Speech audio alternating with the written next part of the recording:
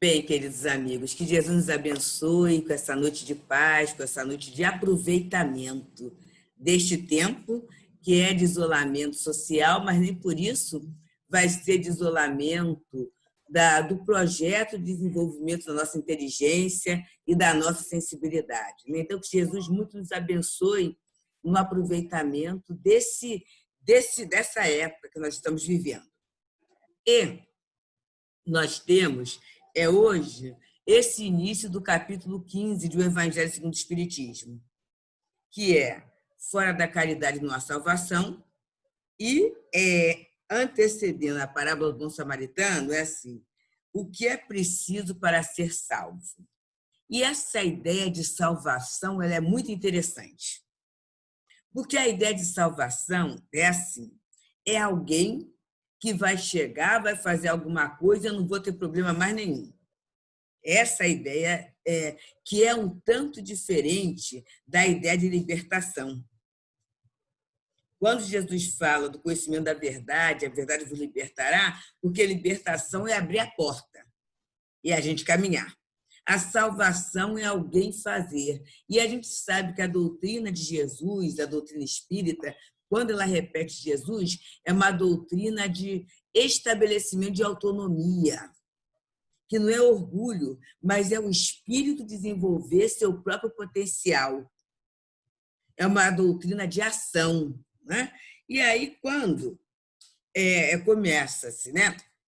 No item 1, em que a anotação de Mateus, capítulo 25, 31 a 46, é aquela situação em que Jesus fala do chamado julgamento, do chamado processo avaliatório, que é o processo de toda aprendizagem. Né? Toda aprendizagem tem uma avaliação. Toda aprendizagem. Qualquer uma, né?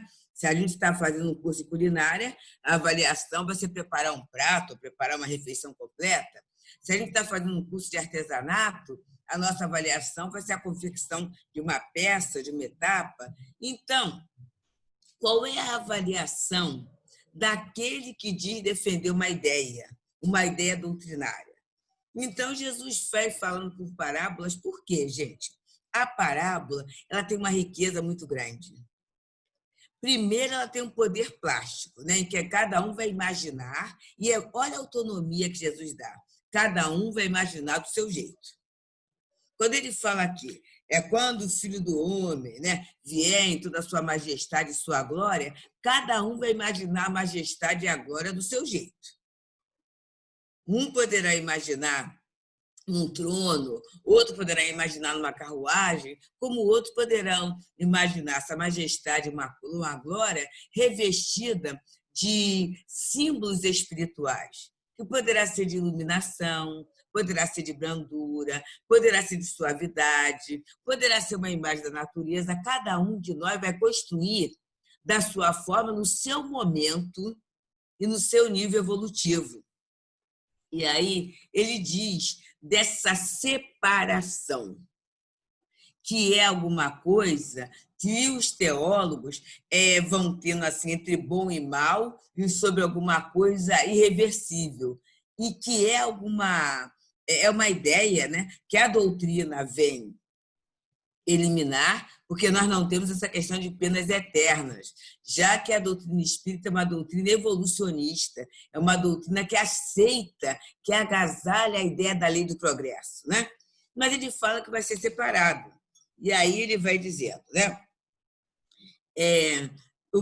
Assim como o pastor separa as ovelhas dos bodes e vai colocar as ovelhas à sua direita e os bodes à sua esquerda. Então, o rei dirá àqueles que estiverem à sua direita: vinde vós, que fostes abençoados por meu Pai. Tomai posse do reino que vos foi preparado desde o começo do mundo. Porquanto eu tive fome e me deste de comer. Tive sede e me deste de beber. Tive necessidade de teto e me hospedastes. Estive nu e me vestiste. Estive doente e me haveis visitado. Estive preso e me foste ver. Então, o justo, quer dizer, as ovelhas vão perguntar assim: Senhor, quando foi que nós te vimos com fome e tivemos de comer? ou com sede temos de beber? Quando foi que te vimos sem teto e te abrigamos, sem roupas e te vestimos, ou enfermo no cárcere e te fomos visitar? E o rei lhe responderá: em verdade vos digo, todas as vezes que fizestes isto a um destes meus irmãos mais humildes, foi a mim que o fizeste.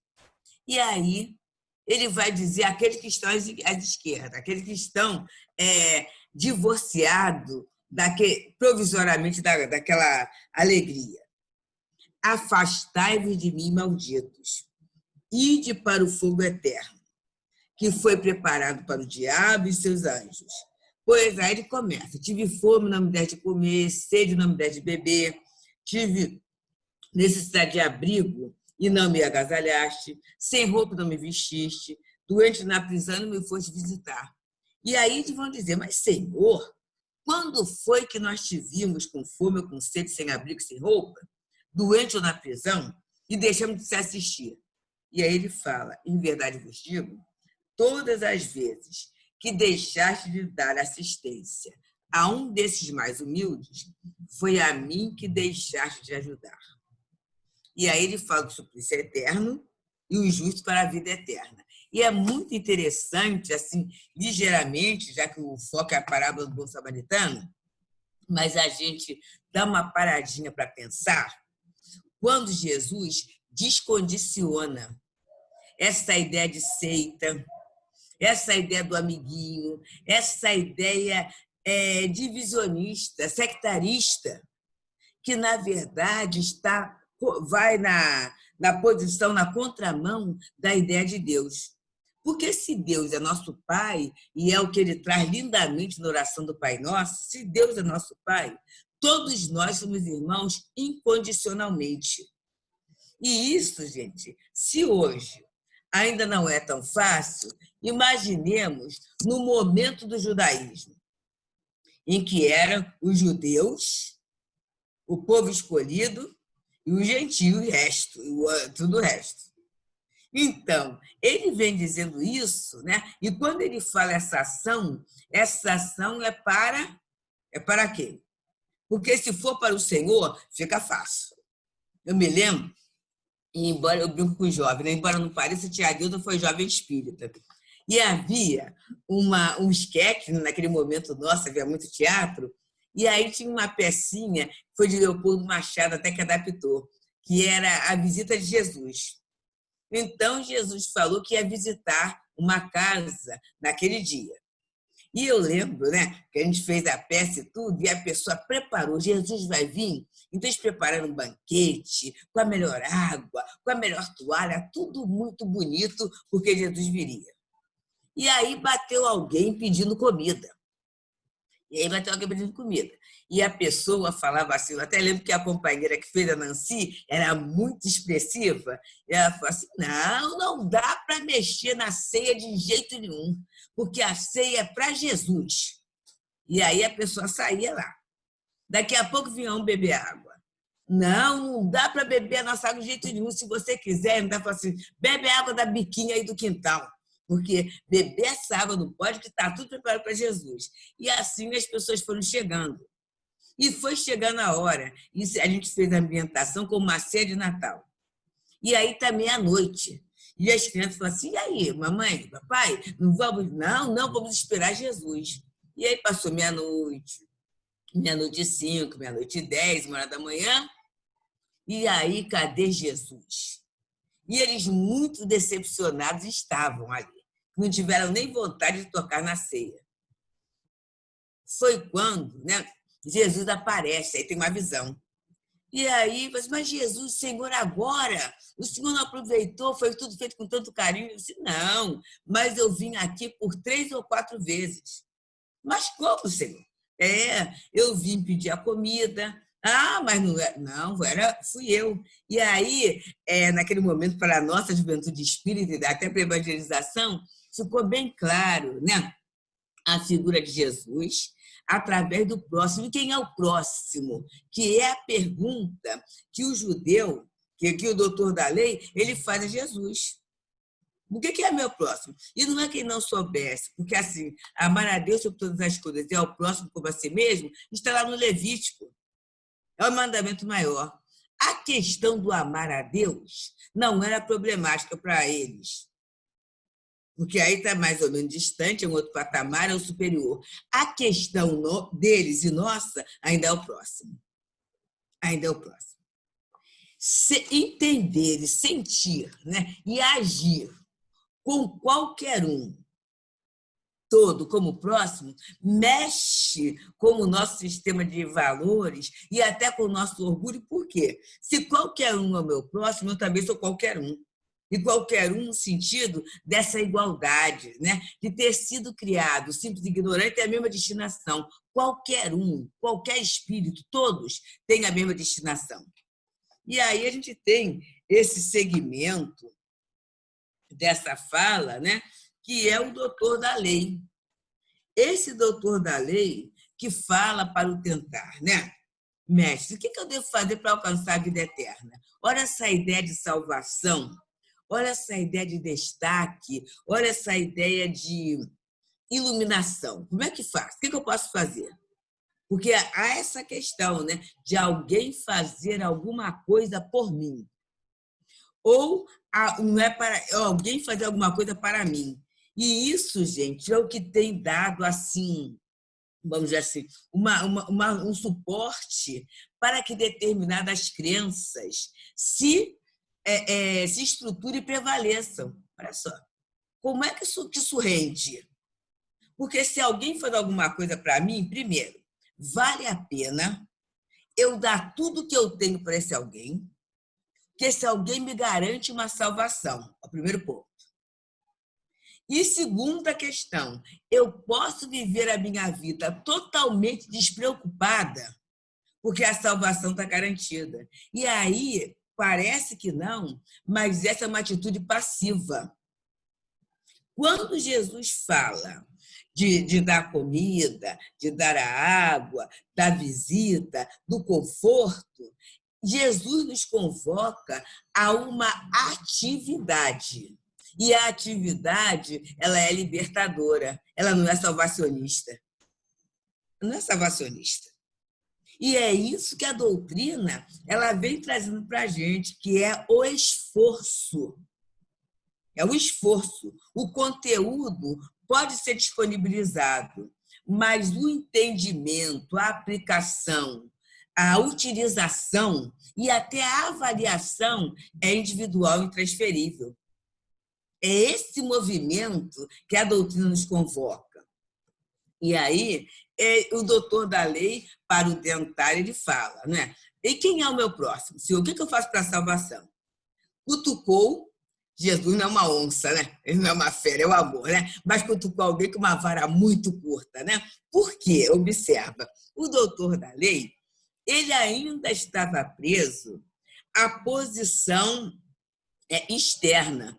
Então, embora Jesus tivesse conhecimento da lei, Jesus nos dias de sábado, ele como descendente da tribo de Davi, como homem, ele tinha o direito de usar a Assembleia para pregar, e alguns estudiosos dizem que era belíssimo, Jesus falando de Isaías, dos profetas, ele tinha esse grande conhecimento, ele tem esse conhecimento até porque segundo a obra Caminho da Luz, esses profetas foram mandados por ele. Então, ele falava muito bem, mas mesmo assim, qual era a posição social dele? Filho do carpinteiro. E olha como a gente se confunde. Como muitas vezes a gente fica deslumbrado com o título. Lá no centro, em algumas situações, a gente dirige reunião. E aí vem o companheiro, né, o visitante, tudo isso, e eu quase sempre costumo apresentar assim, né? Chegou fulano, chegou Darcy, né? Chegou Darcy. Darcy querida, né? Que é a companheira querida do Sérgio, do Jorge Niemeyer, que vem nos visitar, manda um abraço. Eu costumo fazer isso, eu não coloco título. E, por incrível que pareça, alguns companheiros se sentem incomodados. E por que não foi falado o título? A gente vê logo, né, o incômodo. Durante a reunião, ele fala da titulação dele todinha. Porque aí eu sou isso, aquilo. Mas só, gente, que dentro do movimento espírita, o título que a gente tem, eu falo, não tem DR. Eu falo até com o Hélio, né? Que o Hélio é médico. Assim, para mim, o título é IR, que é irmão. Esse é o título, porque a gente não está ali nessa situação. Deus, nosso Pai, na doutrina divina. Então, assim, nos amarmos como irmãos é o maior tesouro que Jesus nos confere, porque na hora que eu olho como irmão, Deus é Pai. E naquele momento ele não é doutor em espiritismo.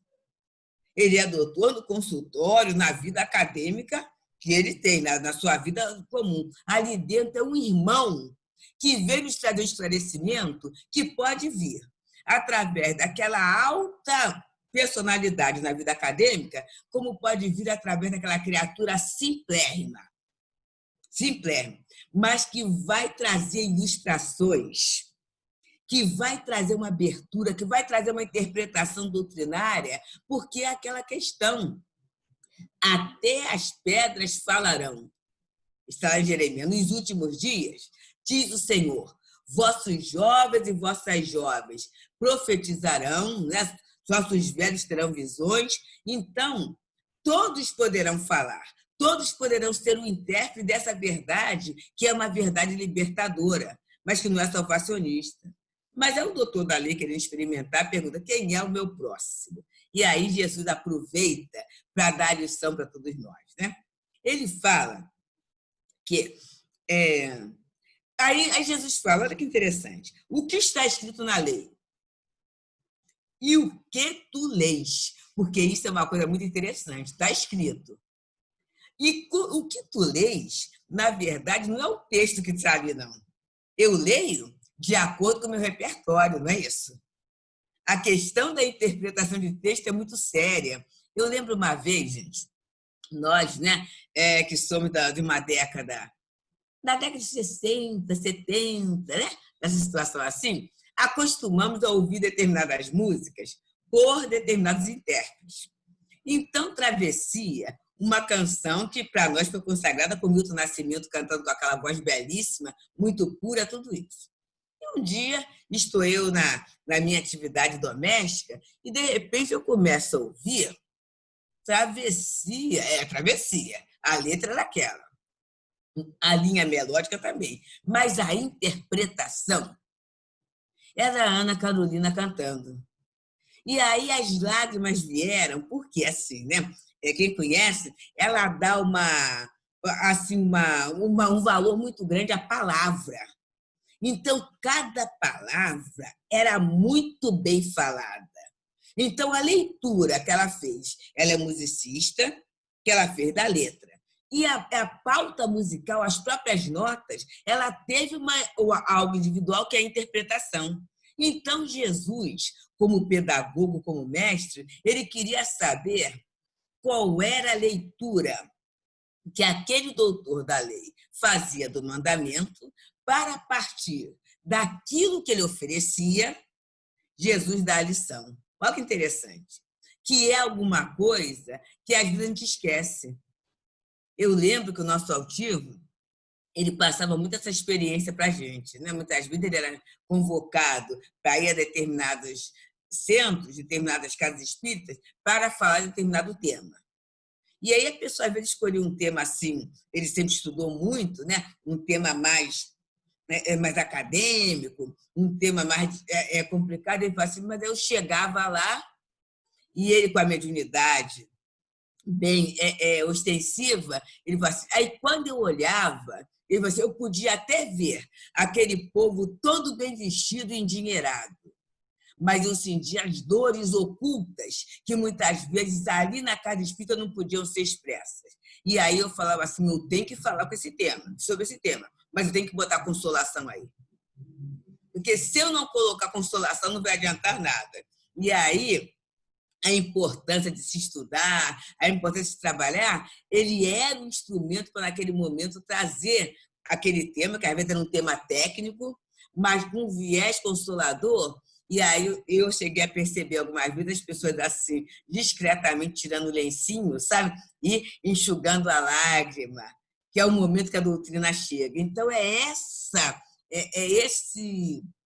essa análise do campo em que tem que ser dada que Jesus ensina nessa parábola do doutor da lei.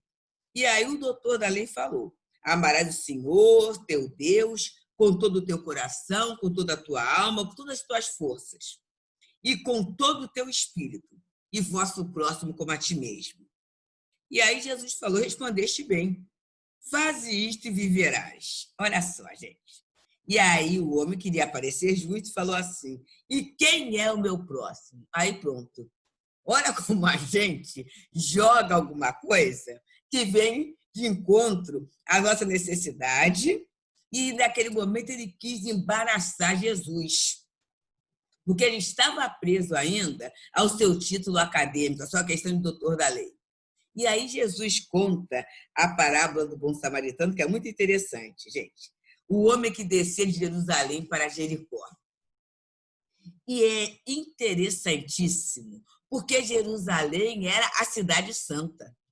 Era o lugar onde tinha o templo. Esse templo que fazia com que os judeus se considerassem melhores, porque foi o templo construído por Davi. E ali, todo o ofício religioso era feito, então era um local sagrado. E o que era Jericó? Jericó, me perdoe a expressão, seria o nosso Saara aqui do Rio de Janeiro, né? Aquele lugar que vende as quinquilharias e que tinha tudo, né? As vendas todas, aquele mercado, né? As vendas, as bebidas. E dentro desse comércio, não era só o comércio de coisas, até o comércio de pessoas também acontecia naquela questão de Jericó. Então, esse homem que descia do sagrado para lá, quer dizer, ele desceu de nível, ele desceu do sagrado para o profano. Ele caiu nas mãos de ladrões. E os ladrões despojaram, né? Encheram de ferida e fugiram, deixando quase morto. E é muito interessante quando Jesus coloca essa expressão. Porque quando a gente desce, a gente se expõe. Qualquer descida, gente. Hoje, pelas mídias sociais, a facilidade que as criaturas, que todos nós temos, de escondidos, acessarmos conteúdos que publicamente não acessaríamos, é muito grande. Ninguém vê, ninguém está sabendo. Como é que fica isso? Posso até depois limpar a minha navegação, mas toda vez que eu faço essa questão, em que eu desço desse nível, eu me exponho a perigos. Eu posso ser salteado. E aí vamos colocar na nossa realidade atual, tenho os salteadores da vida espiritual. Aqueles que vão despojar daquilo que eu tenho ou daquilo que eu penso que eu tenho. Porque quando eu tenho contato com o sagrado, quando eu tenho contato com o bem, não é só uma questão de aparência, é uma questão de essencialidade. Então, aquilo que está no meu coração, aquilo que eu tenho como valor legítimo, ninguém me tira. Mas aquilo que está condicionado ao exterior, ao ritual, à aparência, qualquer um pode me tirar, qualquer um pode levar. Principalmente na hora em que eu me afasto, em que eu desço de nível. E ele desceu para a materialidade, foi despojado. E aí começa a questão, né? Um sacerdote desceu pelo mesmo caminho. Olha, mostrando, gente, a fragilidade. Porque quem é o sacerdote? É alguém que oficiou o culto. Ele fez o culto. Mas ele usou o mesmo caminho do outro. Ele foi para Jericó. Fazer o quê? A gente não sabe, mas ele desceu. Com certeza não foi para continuar a rezar. Não foi para continuar a louvar o Senhor. Tinha algum outro interesse ali. E quando ele desce, né, ele olha o homem, mas ele passa bem longe. Por quê, gente? Aí tem. Tanto o sacerdote quanto o levita, eles sabiam que ter contato com alguém que poderia estar morto E tocar um morto é sinal de impureza. Olha só. Então, a impureza estaria no contato material, na cabeça deles, né? A impureza não estava no fato de ter saído do templo para ir para uma questão mundana, para uma questão profana. É muito interessante isso. Mas, na verdade, olha a sabedoria de Jesus. Todo mundo desceu. Tanto o homem que foi espoliado, tanto o sacerdote quanto o levita. Todo mundo desceu de nível. E todo mundo buscava a mesma coisa, que era a situação material, que Kardec fala no livro dos Espíritos, né? Os Espíritos falam que é o maior obstáculo, é o materialismo. E olha o que é a situação. Não é o contato com a vida material, não. É o pensamento materializado. Então, o sacerdote, embora fosse o oficiante do sagrado, mas o pensamento dele não estava lá. O levita, embora fosse um zeloso pela lei, né? Mas o pensamento dele, a lei não estava no coração, a lei estava só no formato, na questão exterior. Então, ele cai. E olha que coisa boa para a gente, né? Toda vez, né, gente, que... Por isso que Leon Denis fala lá no Problema do Seio e do Destino, quando ele fala das potências da alma, da disciplina do pensamento, a reforma do caráter, ele diz: é necessário viver a nossa crença. Se a nossa crença não servir para esse esforço de vivência, e aí Kardec fala, os espíritos falam lindamente no Evangelho, né? Reconhece o verdadeiro espírita por quê? Pelos esforços na transformação moral. Porque se não servir para esse esforço, vai ser só exercício intelectual, esgrima intelectual, em que a gente vai ter uma porção de conceito, pensando, mas que coisa bonita, olha, é igual aquela questão da música no idioma que a gente não conhece, né? Olha que música linda, o que ela quer dizer? Sei lá.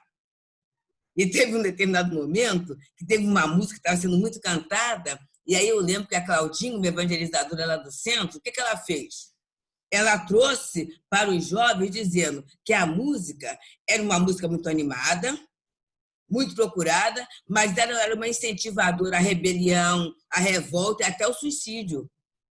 E aí você, olha só o que vocês estão atraindo quando cantam essa canção. E aí muitos ficaram com o rosto assim, porque eles não dominavam aquele idioma, acho que era inglês, mas era um inglês assim, um inglês americano, e com algumas situações difíceis, técnicas até, e eles não entendiam, assim, puxa, a gente não sabia que a gente estava cantando, a gente estava indo só pelo ritmo. E esse é o cuidado quando a gente pega a doutrina só pelo exterior, não é? E por isso a doutrina é sempre bem falado, as federativas nos trazem, não é pelo conteúdo exterior, não é pelo ritual. Não é isso que vai me levar à salvação. Isso pode até me levar a uma ideia de salvação, mas não vai me libertar para que eu tome a iniciativa de dar a comida, de dar a água, de visitar, de fazer aquilo que eu posso. Porque eu vou me sentir salvo pelo cumprimento de determinadas regras, de determinadas questões. E aí vem o samaritano.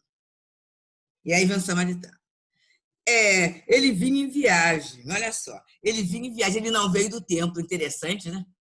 Ele não veio do templo, ele passou em viagem. E aí ele chegou ao lugar e sentiu compaixão. É muito interessante isso, gente. Como é que Jesus ele desconstrói certas situações. Porque tem gente falando assim, agora nessa época de isolamento social, né, tudo que é médio vai ficar perturbado. Vai ficar perturbado se quiser.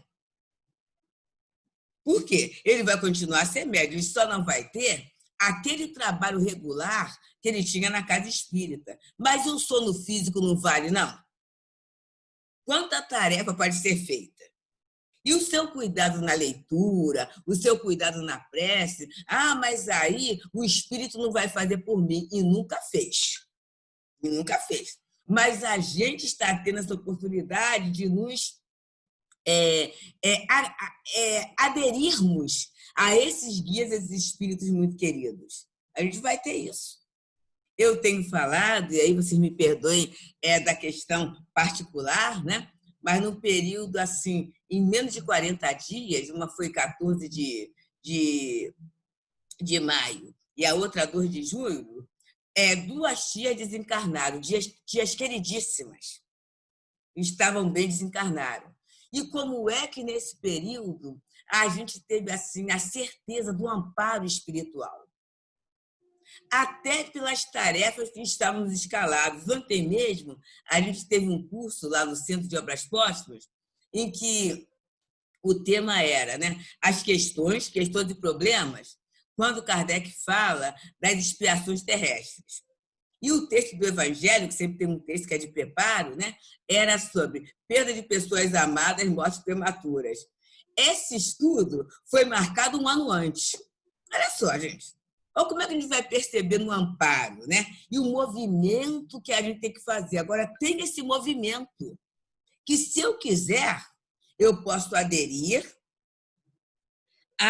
ao socorro, à possibilidade de renovação, de fortalecimento que a espiritualidade me dá. Mas, se eu não quiser, eu vou falar assim, amigos espirituais, não podia ter acontecido isso comigo logo agora. Logo agora que eu não estou indo ao centro, passar por uma dessa, olha, é muito ruim. Essa é a ideia da salvação. E essa é a ideia de muita gente, que a pessoa acha que, por cumprir disciplinadamente a tarefa no centro, ele é um bom médium. E ele não percebe que ele é médium 24 horas no dia, né?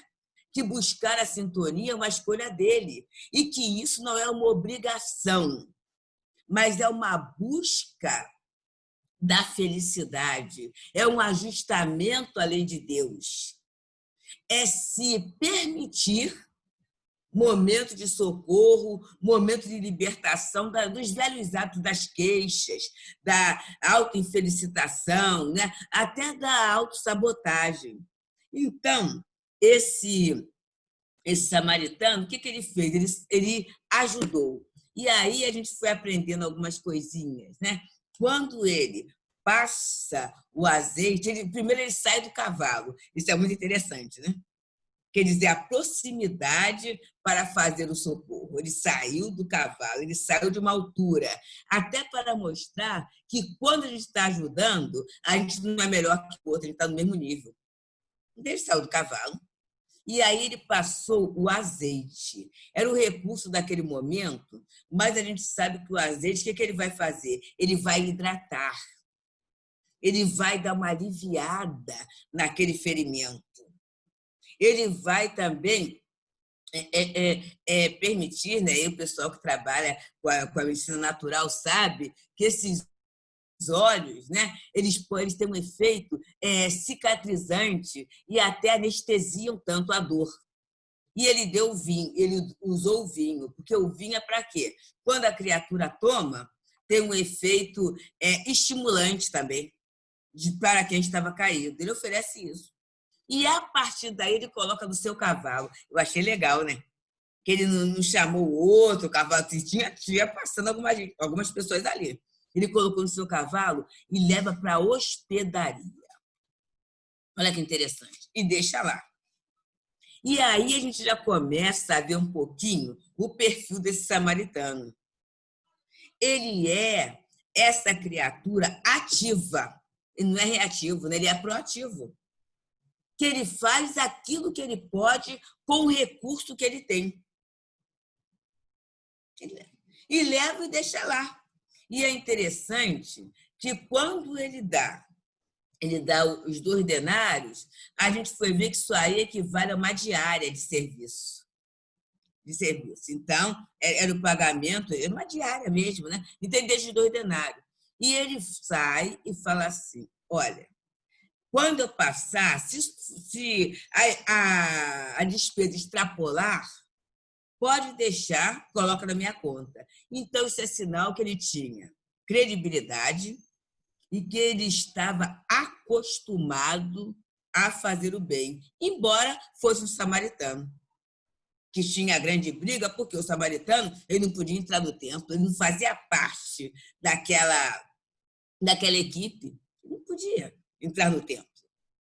E a confusão era até que ele era tão impuro que só orava lá do alto do monte. Ele era mal visto, era alguém mal visto.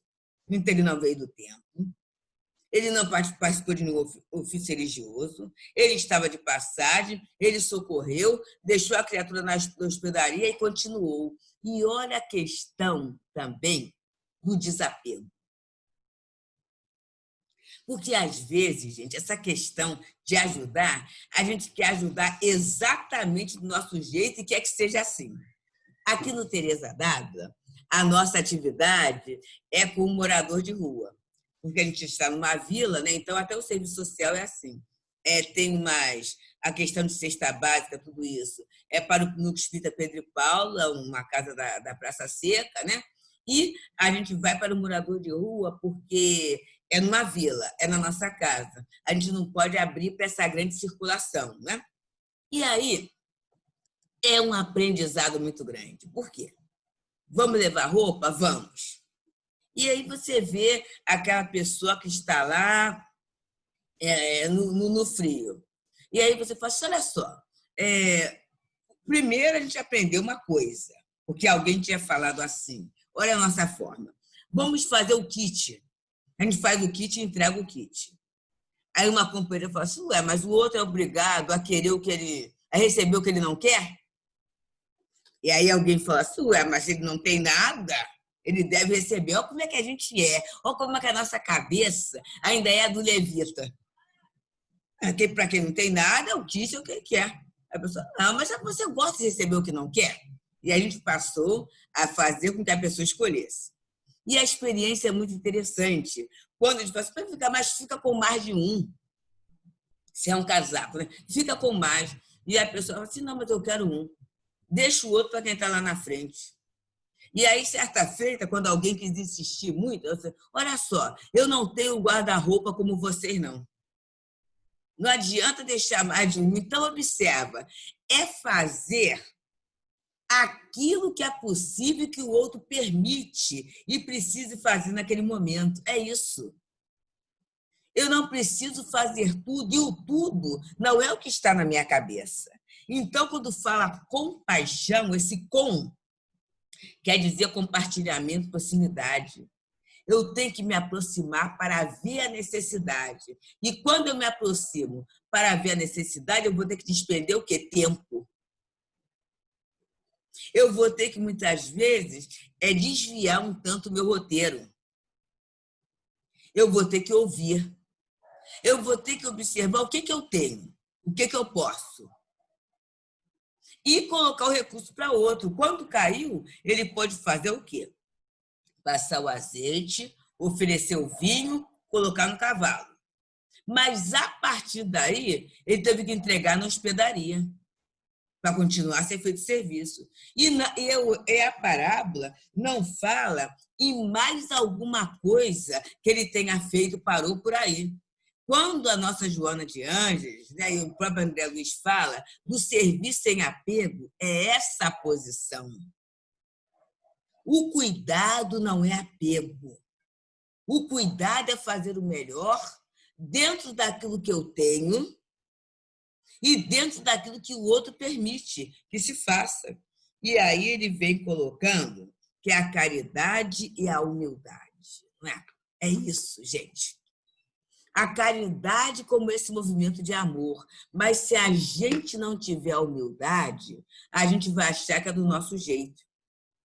Pessoalmente, gente, eu aprendo muito nesse serviço, sabe assim, o meu marido ele é muito mais instrumentalizado, coisa de uma alma amadurecida nesse cuidado com a população de rua, então ele faz. Mas como eu aprendi? Porque assim, tem que ter o olhar, tem que ter o bom dia, tem que dar na mão, essas coisas assim, que talvez naquele meu preconceito a coisa é limpinha, assim, assado, e até aquele conceito assim, é o melhor, não é melhor, ele é meu irmão, é igual, é igual. Então, a gente vai ter que aprender, porque se não trabalhar essa humildade, como ele vai dizendo aqui no item 3, né, a gente vai continuar o quê?